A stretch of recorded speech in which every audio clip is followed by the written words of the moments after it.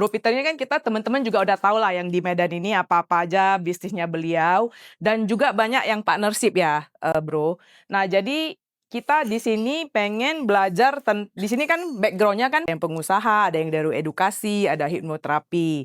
Nah, jadi pengen kita sharing modeling gimana sih bisnis berpartneran. Karena umumnya kalau kita taunya kalau bisnis berpartneran itu pada akhirnya kebanyakan cekcok dan pertemanan pun jadi bubar gitu. Nah, kita pengen gimana Bro bisa tetap langgeng gitu.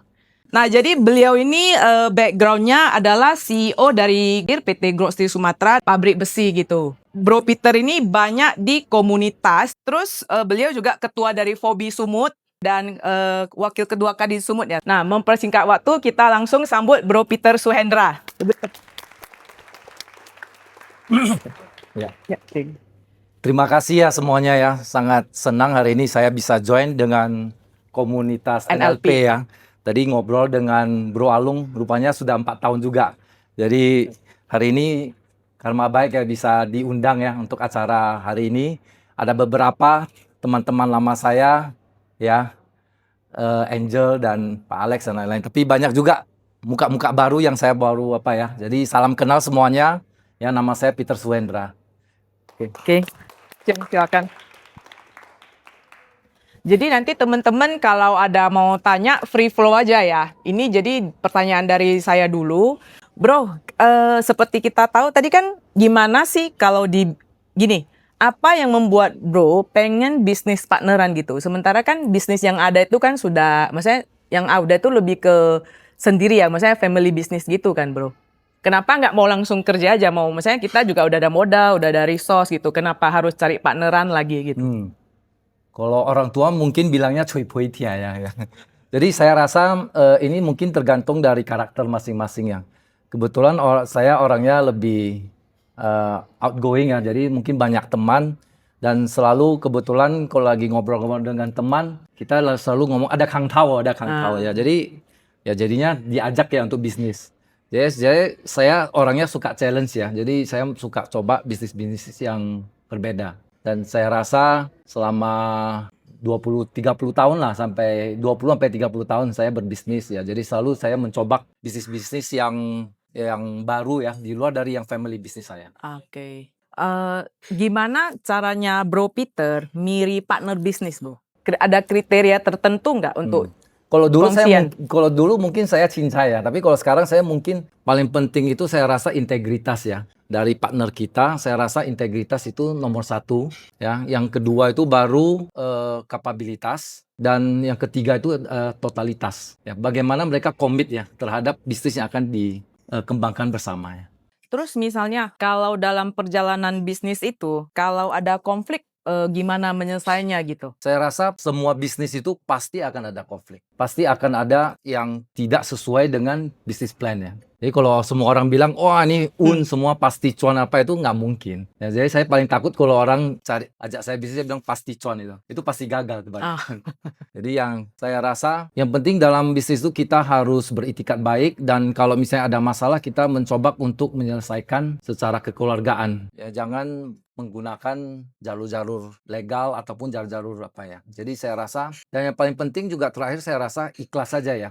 Bagaimana bisnis ini bisa berkembang atau tidak itu kita harus, karena kita itu kalau sebagai partnership itu kita harus tahu role kita apa. Kalau kita hanya sebagai investor berarti kita sebagai investasi aja. Jadi kita jangan terlalu banyak berharap ya. Kalau dia memang bisnisnya bisa berkembang bagus. Kalau tidak ya kita harus anggap itu memang tidak bisa. Jadi kita jangan ribut-ributnya.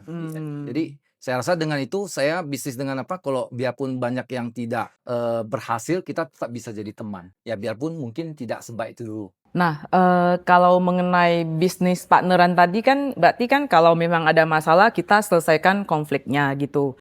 Sesiung masuk ke bisnis itu lebih banyak sebagai pemodal atau ikut dalam operasional tersebut? Iya.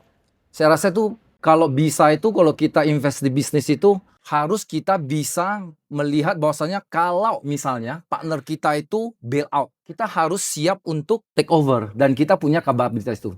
Tapi contohnya misalnya kita buat suatu partnership misalnya dengan klinik misalnya atau rumah sakit, dan di mana kita itu bukan dokter ataupun kita bukan di bersertifikat atau apa, kita jangan masuk ke bisnis yang itu.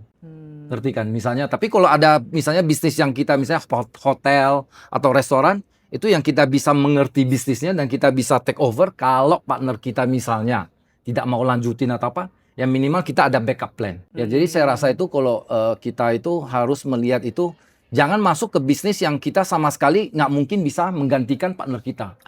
Biarpun itu bukan tujuan dari kita ya. Carilah bisnis yang dimana kita bisa mencari orang untuk menggantikan ataupun profesional untuk meran bisnisnya. Nah, Susyung banyak masuk dari bisnis awal atau udah di tengah bisnis gitu? Dua-duanya ada. Dua-duanya ada? Ya, dua-duanya ada. Contohnya waktu COVID, tahun 2020 banyak bisnis F&B yang struggling ya, karena banyak restoran yang tutup, dan saya ada masuk di beberapa bisnis F&B yang sudah jalan setengah, dan waktu itu memang lagi struggling. Jadi tapi prefernya itu memang lebih excitingnya itu memang bisnis yang baru ya, tapi sebenarnya bisnis yang existing itu juga sangat prospektif juga karena customer-nya sudah ada dan lain-lain.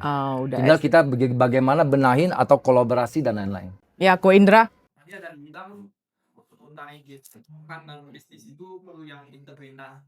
Mana bisa mulai integritas? Saya rasa itu perlu waktu, ya. Pertemanan itu perlu waktu, dan kalau bisa itu mungkin kita itu menilai seseorang itu dengan sesuatu yang kecil dulu, dan kita melihat reaksi mereka waktu bagaimana mereka handle. Contohnya misalnya kita ajak mereka ke trip jalan-jalan atau apa misalnya, ya kan. Kalau misalnya mereka itu cuman mau makan gratis, hotel gratis semuanya gitu ya. Kan kita udah tahu ya kan sifat dari Greedy ya. Tapi kalau mereka misalnya setiap kita jalan-jalan bersama atau mereka bilang, oh enggak, itu harus bagi. Bagi rata, harus saling, ya kan. Jadi itu saya rasa dari hal-hal kecil lah kita bisa menilai. Tapi memang butuh waktu, dan saya rasa juga semua itu butuh praktis ya. Bagaimana kita menilai orang. Contohnya HRD ya. Dulu saya HRD itu saya selalu tugasnya itu saya serahkan ke HRD manager. Tapi 5 tahun belakangan ini saya melihat, saya ada baca dari suatu buku bahwasanya HRD itu sangat penting. Sekarang rekrutmen itu saya handle sendiri di proses akhirnya. Dan saya rasa itu saya banyak belajar juga ya untuk penilaian karakter orang. Ya, jadi saya rasa integritas itu ya harus dari try and error ya. Try and error. Terus Stephen. Peter, gimana caranya kamu atur time slot kamu setiap hari kan? Oke, kan partner bisnis banyak ya, jadi meeting segala macam. How do you manage that? Kalau untuk sekarang saya masih ad hoc ya. Nah, artinya ada yang masalah baru cari saya, baru saya tackle ya. Tapi memang secara jujur aja harusnya ada structure juga sih. Ya misalnya minimal setiap bisnis itu kita harus meet setiap 3 bulan sekali untuk review semua ya. Tapi kebetulan karena jadwal saya dan lain-lain, kadang ya mungkin 6 bulan atau 1 tahun sekali aja.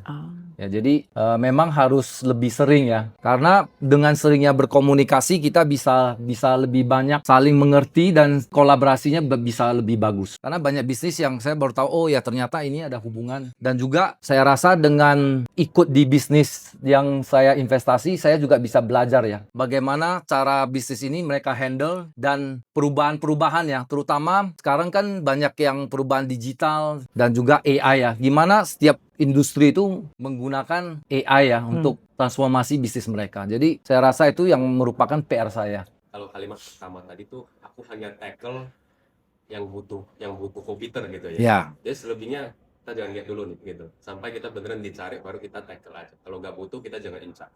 Gitu maksudnya. Ya.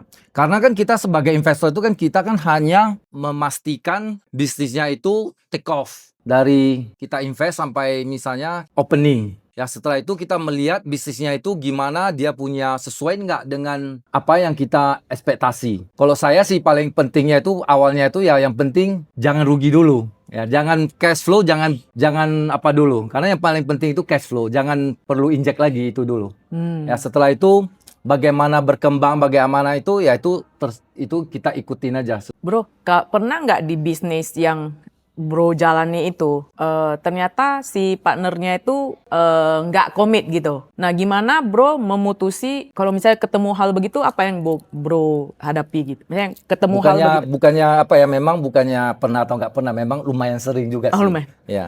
Yang penting itu kita harus let go aja. Jadi let it go aja ya sometimes ya. Ya memang kalau awalnya misalnya bisa komit begini-begini tapi ternyata nggak bisa, ya kita harus let it go. Dan kita harus cari angle yang lain gimana kita bisa sustain aja. Jadi ya memang banyak hal itu yang tidak bisa sesuai dengan ekspektasi kita di awal-awal. Ya jadi kita ya harus adaptasi. Ya jadi bagaimana kita bisa pivot. Jadi dari bisnis yang misalnya awalnya kita fokusnya ini, tapi ternyata nggak bisa, dia tidak bisa bersaing di sini. Di Ya industri kita ini. harus Pindah. pindah. Bro, maksudnya tadi kan Bro bilang kita ketemu orang yang nggak komit kan kita legowo aja. Misalnya kan kita udah invest nih sekian. Berarti kan anggapan walang ya beliau kimabo. Saya kalau bisa itu sebisa mungkin itu saya yang misalnya mereka nggak komit lah. Saya harus bisa bilang oke, saya yang komit aja. Contohnya kita 4 orang, kita bilang satu orang 25%. Tiba-tiba jalan setengah satu orang drop out.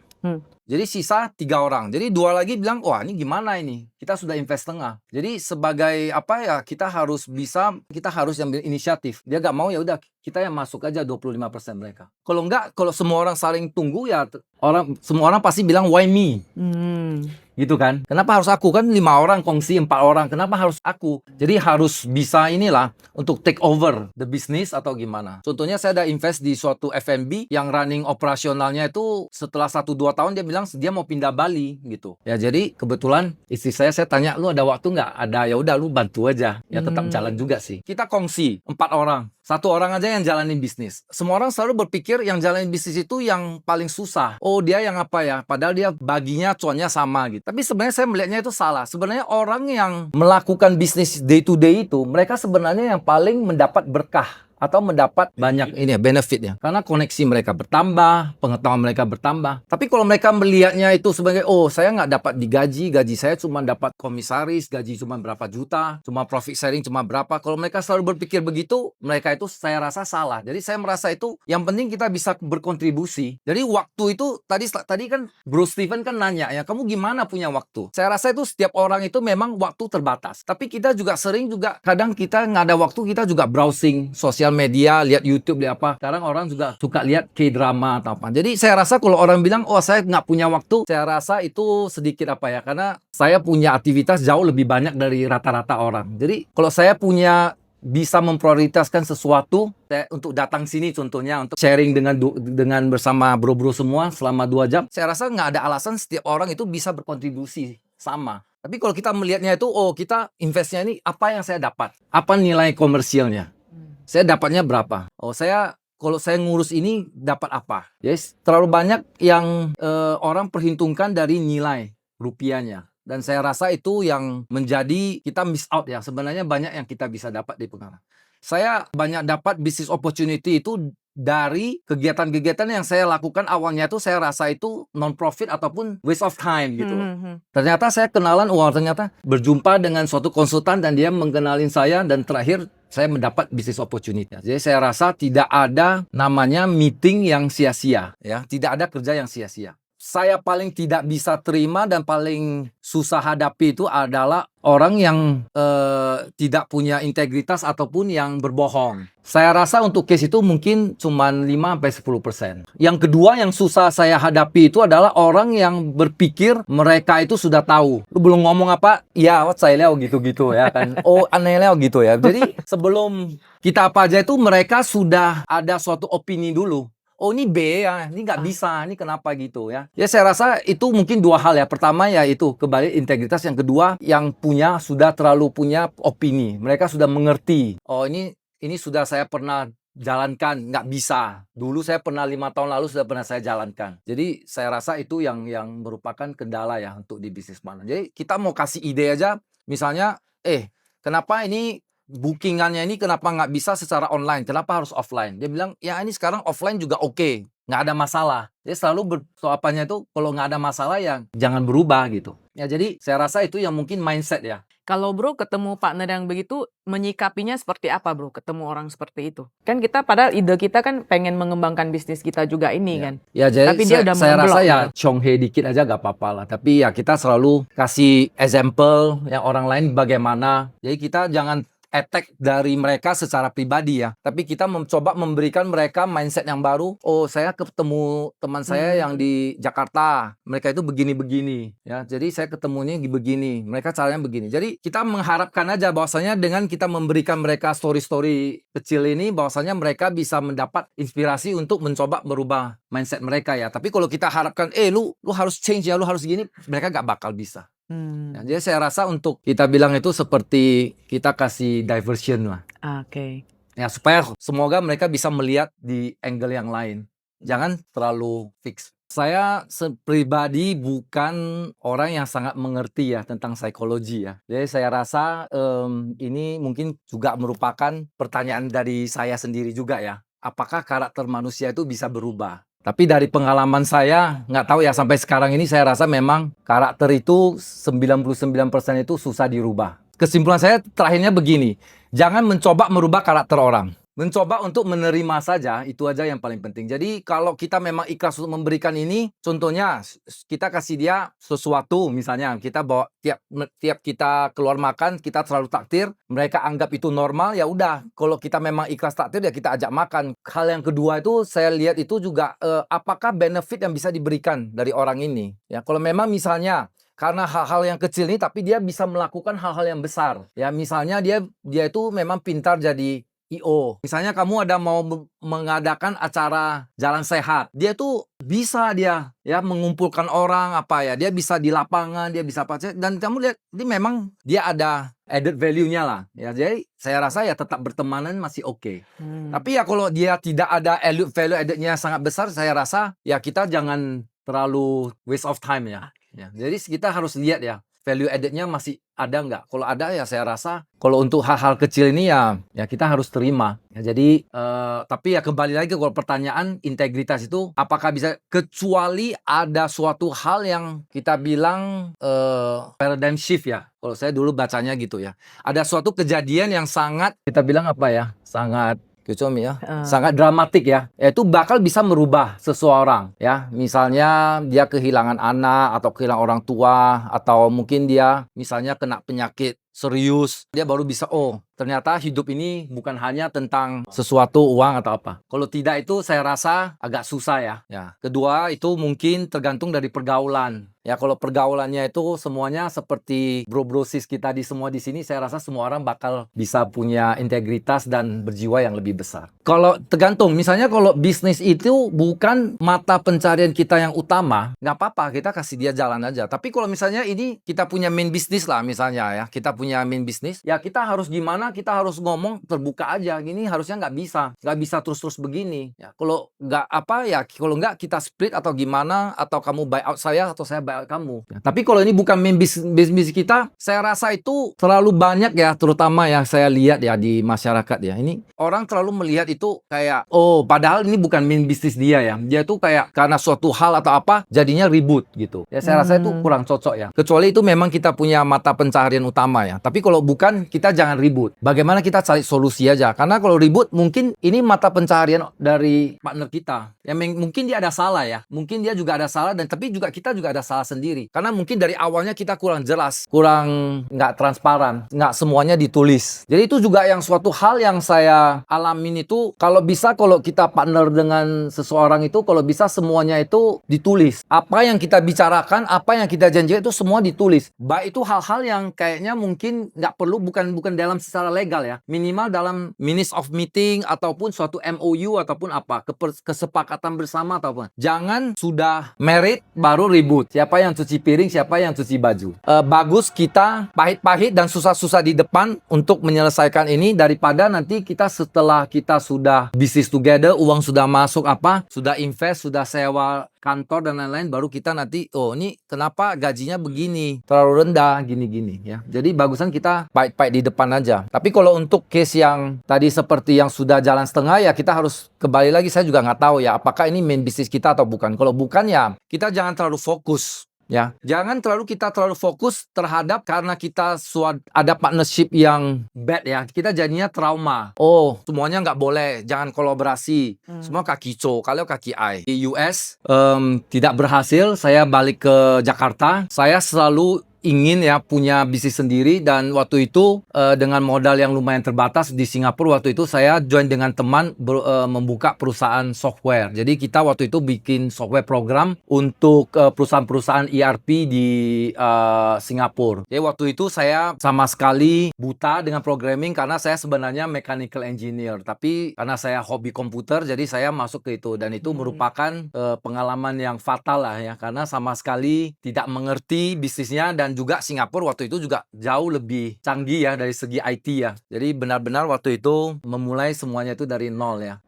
Tidak ada koneksi karena di Singapura nggak tahu siapa-siapa, dan juga modal terbatas. Setelah saya bisnis di Singapura dan 4 sampai 5 tahun di Singapura, 2003 papa saya bilang, kamu selalu overtime di Singapura. Kenapa kamu nggak balik aja ke Medan ya, bantu apa ya. Papa saya orangnya yang suka harus traktir dia makan gitu ya. Kita nggak bisa ya. Tapi kalau kita sudah melewati fase itu di mana kita bisa melihat bahwasanya apapun yang kita berikan itu kita anggap aja memang kita ikhlas, dan mungkin kita sebelumnya ada hutang dia di kelahiran sebelumnya ya. Ya udah kita anggap aja oke. Ya sejak itu saya nggak pernah lagi, biarpun kamu misalnya kita kongsian, kamu mau tipu saya 100 juta atau 500 juta mau berapapun, saya nggak bakal membawa kamu ke jalur hukum. Kalau mau memberikan nasihat itu memang paling gampang ya. Kalau sama kong cincai liao lah, ya kan paling gampang kan gitu, suak liao lah, ya kan. Tapi kalau sudah lagi kena sendiri kan, wah. Minum dulu. Ya memang itu namanya ujian ya. Orang bilang kayak lu mau sabar sampai gimana sabar, yang penting lu gak ngomong lu sabar itu. Kalau orang yang bilang sabar itu berarti dia udah gak sabar ya. Kalau dari pengalaman pribadi saya begitu ya. Ya harus bisa melihat, karena kalau kita nggak bisa melihat, mungkin aja kita nggak bisa tidur, kita nggak bisa bisnis lagi, kita juga selalu ribut dengan orang, dan terakhirnya kita juga nggak bisa lagi kita berfungsi ya di perusahaan kita. Karena selalu mikir, wah gimana nih mau gugat ini orang ini, dia nipu aku, ini karyawan aku nipu aku begini. Jadi saya rasa kita fokus gimana yang sudah lewat, uang yang sudah jatuh itu kita jangan pikirin, kita pikirin aja gunung emas yang di depan. Kalau kita selalu pikirin uang receh yang jatuh ya, kita selalu lihat ke belakang ya. Itu aja sih. Saya tidak bilang bahwasanya saya sukses dalam semua partner saya ya. Tapi yang mungkin saya rasa kalau saya bisa menilai dari saya sendiri itu, orang kalau mau partner dengan saya, mungkin dia nggak perlu lagi mikir terlalu lama. Itu aja sih. Mungkin saya rasa benefitnya aja ya. Maksudnya kalau orang bilang, wah Kak Peter, udahlah. Dia kalau EI oke, semua cincai punya, oke lah cincai.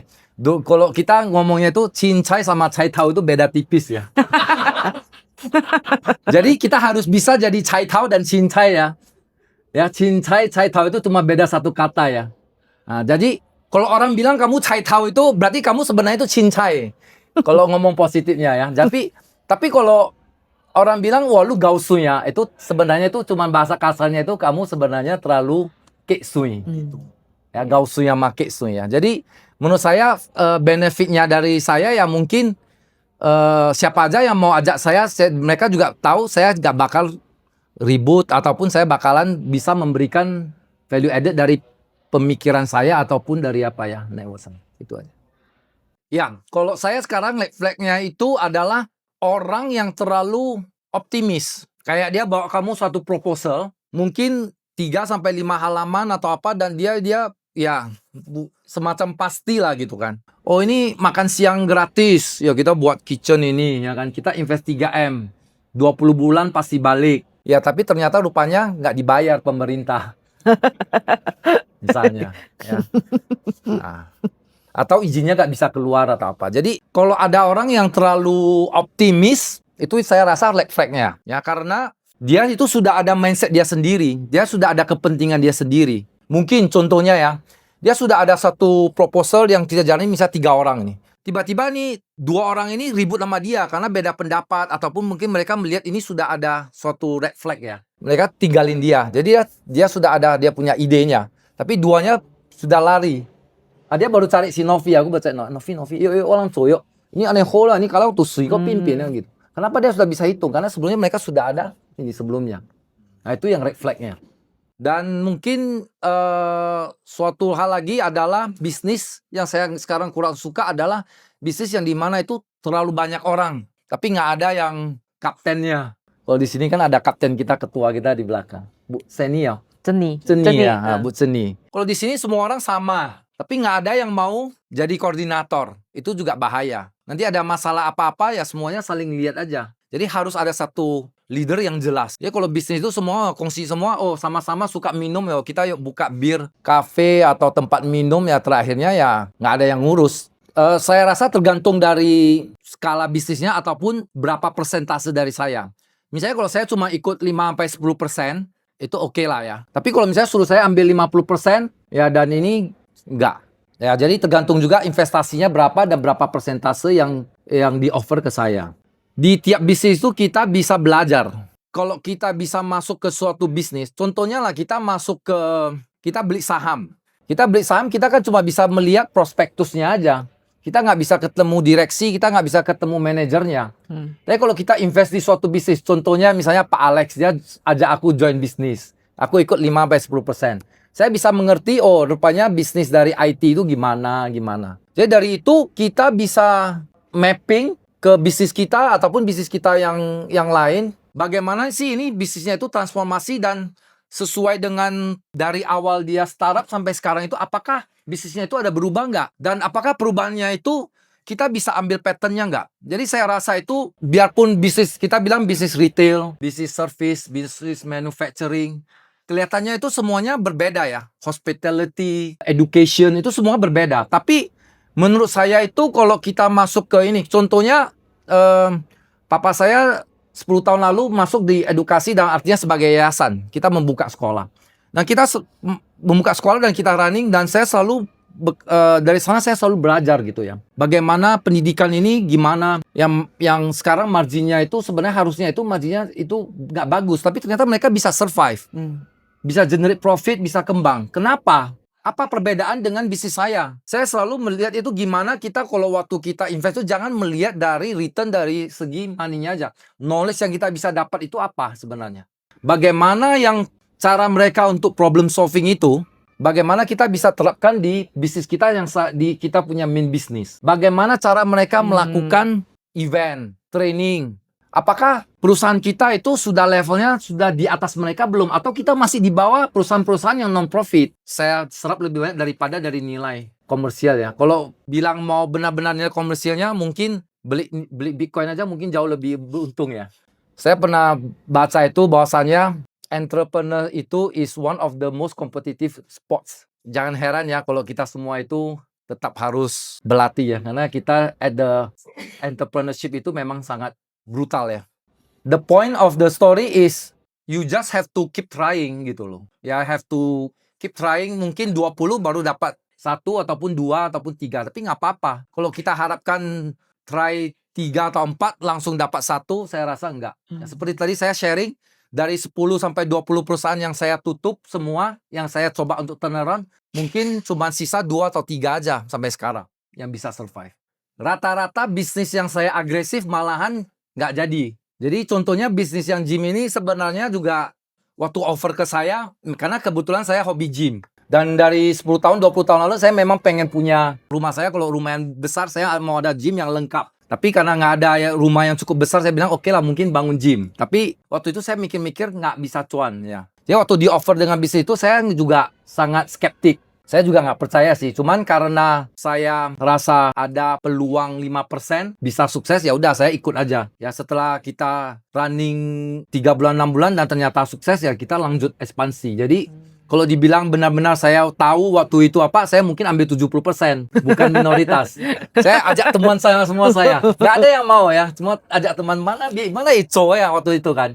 Jadi kalau benar-benar bilang saya punya insight ataupun vision itu bullshit ya. Kalau ada orang yang bisa bilang, oh saya bisa tahu ini begini itu nggak mungkin ya. Karena sudah jadi baru bisa tahu ya. Jadi kalau bilang saya bisa agresif itu bullshit ya. Jadi ya saya juga nggak bisa tahu. Cuman yang pengalaman saya itu adalah bisnis yang saya anggap juga. Contohnya saya ada diajak ini yang bisnis jagung juga ini. Ya, ini lucu juga nih. Bisnisnya sangat simple ya. Cuman beli jagung di drying dan dijual ke pabrik. Dan saya tanya ke waktu saya diajak bisnis, saya bilang, pabrik yang pakan itu dia bisa beli langsung nggak? Dan dia drying sendiri. Bisa katanya. Berarti kamu ini cuma trading? Iya, trading. Dan cuma ada value added-nya cuma drying. Tapi drying-nya juga bisa dilakukan pabrik sendiri. Semua pabrik itu ada drying sendiri. Jadi saya heran, gimana cuannya gitu ya. Jadi saya nggak bisa mikir. Marginnya berapa? Itu gocap tun katanya per kilo. Saya mikir-mikir mau jual berapa ton ini ya, baru bisa cuan ini. Ya jadi, ya tapi kembali lagi, ternyata setelah 5 tahun bisnisnya, nggak sampai 5 tahun lah, 3 tahun sudah balik modal. Dan sekarang masih growing gitu. Waktu itu saya juga ngomongnya, saya dikasih 20% waktu itu. Jadi saya langsung ngajak teman saya, oh saya bagi lu, gak ada yang mau. Terakhir saya bagi teman saya, lu mesti mau.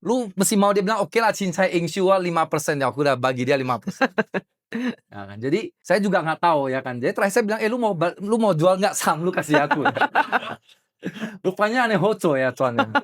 Jadi banyak yang bisnis yang sebenarnya bisnis yang bagus itu banyak yang kita nggak detect dan semua orang juga keep silent. Yang bos-bosnya itu pakai celana pendek, sandal, tapi ke bank itu depositonya banyak gitu.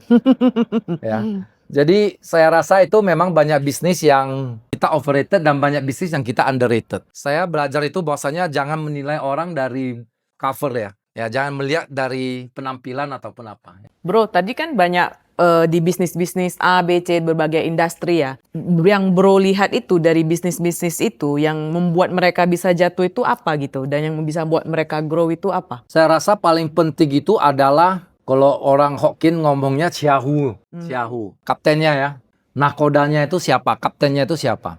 Apakah kaptennya itu benar-benar pengalaman, benar-benar fokus, dan benar-benar apa ya? Saya rasa PIC yang benar, chance suksesnya itu bukan 1:2.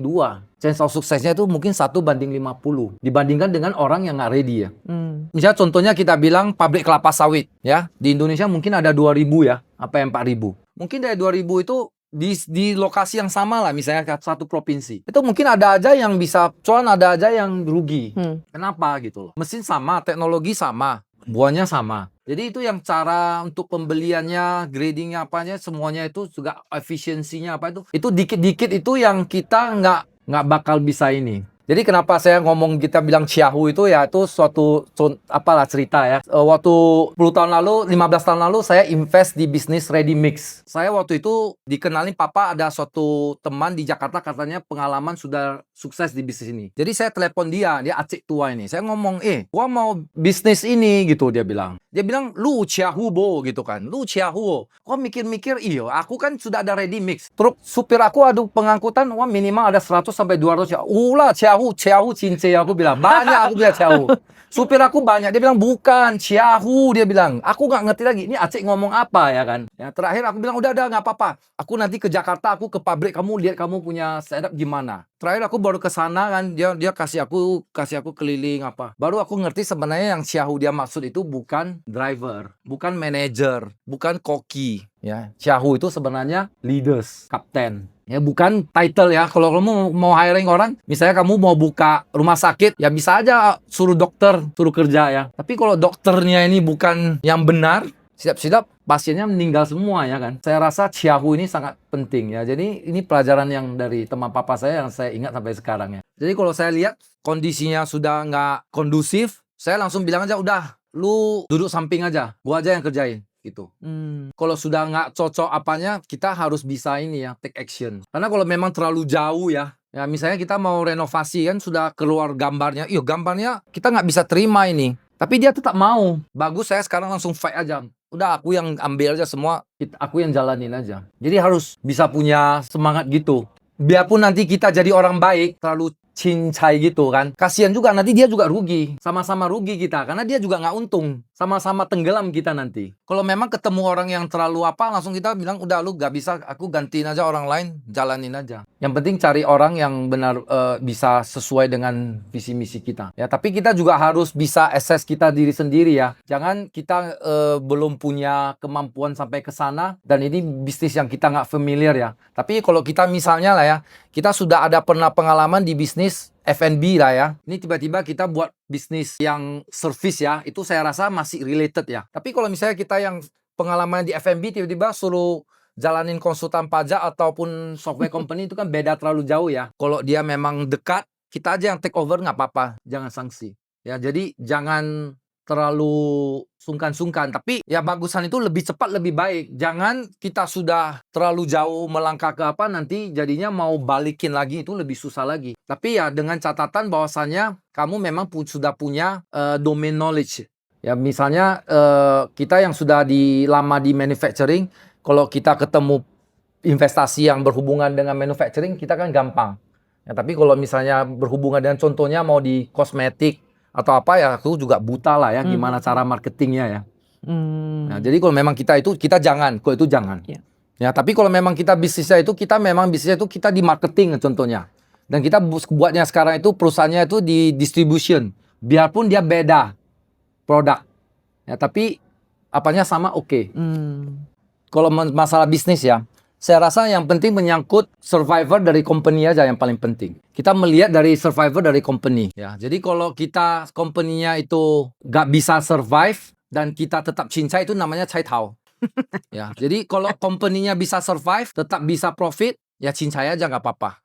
Ya orang mau ambil dikit-dikit, ya yang penting ada cuan. Tapi kalau memang sudah gak bisa apa ya kita jangan cai tao ya. Itu kita harus, kalau sudah misalnya contohnya lah ya kan, kita sudah rugi. Dia masih mau ambil bonus lagi atau mau ambil gaji lagi atau apa, itu kan namanya sudah keterlaluan ya. Saya rasa yang penting bisnisnya itu masih bisa continue, nggak apa-apa ya. Mungkin kalau untuk sekarang ya, mungkin saya lebih suka dikenal sebagai social entrepreneur ya. Jadi sekarang passion saya di recycling, renewable energy dan lain-lain yang berhubungan dengan environment ya. Saya datang dari keluarga yang manufacturing di mana kita itu pokoknya yang penting kita profit apa itu environmental itu yang terakhir lah. Ada nggak mungkin nasihat yang awalnya Pak Pinton dapat dari orang tua? Mungkin awalnya kita merasa kayaknya nasihat itu nggak valid atau nggak betul, tapi ternyata belakangan setelah menjalani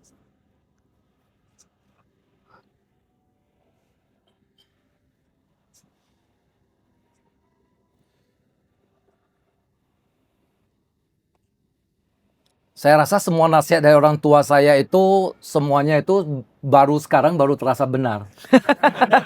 Nggak ada dulu yang dia ngomong itu saya dengar ya. Yang paling saya ingat itu mungkin dari mama saya itu waktu dia bilang jangan taruh kutu di atas rambut kita. Pernah dengar nggak? Pernah dikasih nasihat gitu nggak? Enggak ya. Beda Itu zaman sih, Siung. saya saking bandelnya itu waktu dulu itu sampai mama saya bilang lu mai he kutu heki lu tawa gitu loh. Jangan taruh kutu di rambut kamu itu ya. Ngerti nggak? Kutu itu bagus-bagus dia sendiri aja udah sangat ini. Jangan taruh lagi kutu di atas rambut kita. Itu berarti namanya apa? Coy batnya gitu. Cari apa sendiri ya. Saya rasa itu memang waktu itu ya saya rasa sih lu ngomong apa ya wah cowa colo gitu ya. Tapi ya setelah anak saya sudah dewasa, anak saya yang paling kecil sudah umur 23 dan saya coba nasihati dia dan dia reaksi dia dari zaman saya juga ngerti ya aku ngomong apa ya dia seperti yang saya waktu dengar dengan orang tua saya. Lu colukong aja ya kan. Ya kan.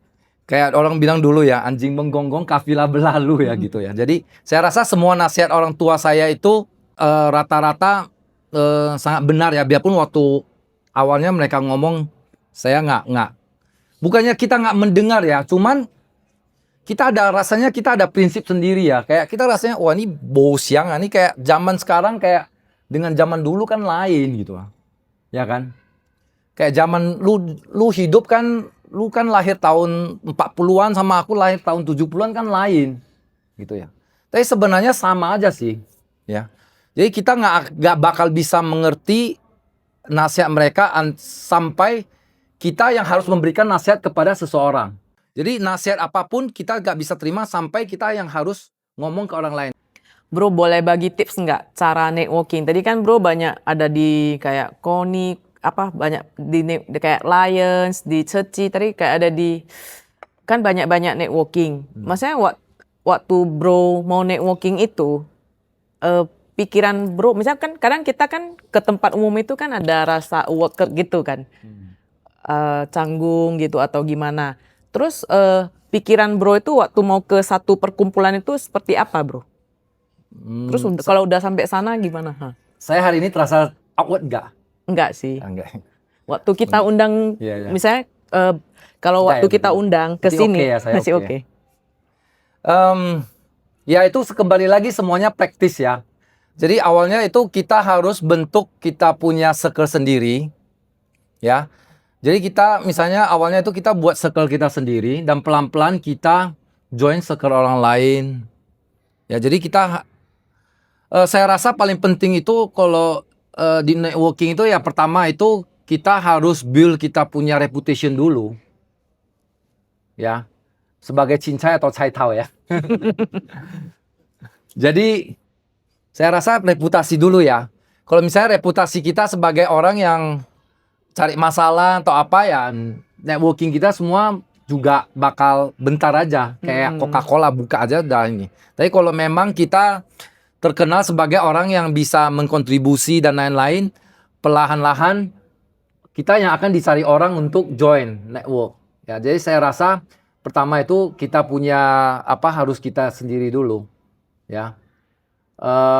Mungkin kedua itu yaitu bahwasanya kita harus bisa jadi leaders sama followers ya.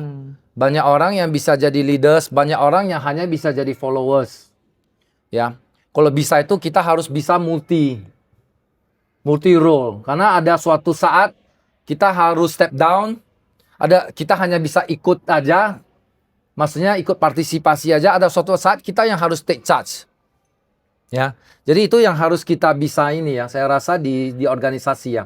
Kalau enggak ya jadinya ada orang yang jadi ketua ataupun nggak mau turun-turun gitu ya. Kalau saya konsepnya itu selalu pengennya itu selalu cari orang yang menggantikan saya. Ya, suatu saya jadi ketua apapun, saya selalu mempersiapkan orang yang bisa menggantikan saya. Itu saya yang paling senang. Kalau saya tidak bisa mencari itu, berarti saya gagal. Berarti itu saya gagal dalam berorganisasi. Ya, jadi kita harus berpikir kalau misalnya organisasi ini kalau tanpa saya dia tetap bisa lanjut dan bisa tetap growth. Itu yang paling bagus. Ya, jadi kontribusi kita dari itu aja yang harus. Jangan kita berpikir kita mau ambil apa, tapi kita harus berpikir kalau tanpa saya dia bisa, kalau organisasi bisa terus kembang nggak? Ya, itu yang saya selalu khawatir. Kalau tanpa saya misalnya kompleks saya itu jadinya nggak ada yang ngurus atau apa kan jadinya saya juga sedih. Ya kan, dia nggak bisa pindah ke Jakarta, aku mau pindah ke Singapura kan nggak bisa, harus urus komplek lagi kan di Medan kan. Kepala lorong keplor ya. Ya, jadi kalau saya nggak bisa itu ya, itu aja sih dari yang. Mungkin nasihat pertama itu adalah waktu kita lagi susah, jangan give up, ya karena itu semuanya itu ada cycle-nya, ya semua itu ada cycle-nya. Jadi kita have bad time, the good time will come, ya. Jadi yang itu setelah itu ya disambung lagi bahwasanya kalau kita sekarang lagi good time jangan terlalu sombong. Ya. Contohnya ya kan kita baru saja mendapatkan proyek besar. Ya. Itu yang saya selalu alami itu waktu saya dapat proyek besar ataupun cuan besar saya rasanya wah ini Medan sudah punya setengah lah. Ya kan kira-kira gitulah ya kan. Jalan pun sudah beda apa kan ngomong pun sudah beda. Ya, saya rasa kita harus tetap humble dan kita harus tetap bersyukur bahwasanya nggak ada itu yang benar-benar dari kita punya. Itu semuanya itu semua anugerah. Ya, jadi saya rasa waktu kita lagi down, jangan terlalu sedih, don't give up, ya. Selalu berpikir ada orang yang lebih susah dari kita, itu aja. Ya kan kita selalu berpikir wah ada ulang piwal kak kangko ya udah ya kan istri kita cerewet atau ada yang lebih cerewet lagi dari istri kita nggak apa-apa aman ya kan jadi ada yang mau lebih anak kita lebih bandel ada lagi anak yang lebih durhaka lagi kalau kita bisa selalu itu ya kita tetap bisa selalu positif mungkin kalau 3 hal itu pertama itu yang kedua mungkin harus percaya bahwasannya bisnis itu 70% itu bukan 70% itu fit. Ya, 30% itu usaha. Ya. Tapi ya awal dari semua itu harus ada usaha dulu 30% dulu, baru ada 70%. Jadi biarpun dia itu 30%, tapi minimal kita harus ada membuka kita punya mindset dulu. Ya. Kalau mindset kita misalnya, oh kita nggak bakal kaya atau apa, tapi kita gimana harap kita bisa kaya. Ya, jadi itu yang mungkin yang kedua. Mungkin kalau yang terakhir, saya rasa bertemanlah ya dengan tanpa pilih suku, ras ataupun jabatan dan lain-lainnya. Jadi bertemanlah dengan ikhlas ya. Jangan misalnya hanya sesama Chinese ataupun apa aja baru kita ikhlas. Kalau sama wah nggak ikhlas. Jadi mau dia orang India, mau dia orang Arab, mau dia apa, semuanya kita harus berteman dengan ikhlas. Mungkin itu aja. Nih.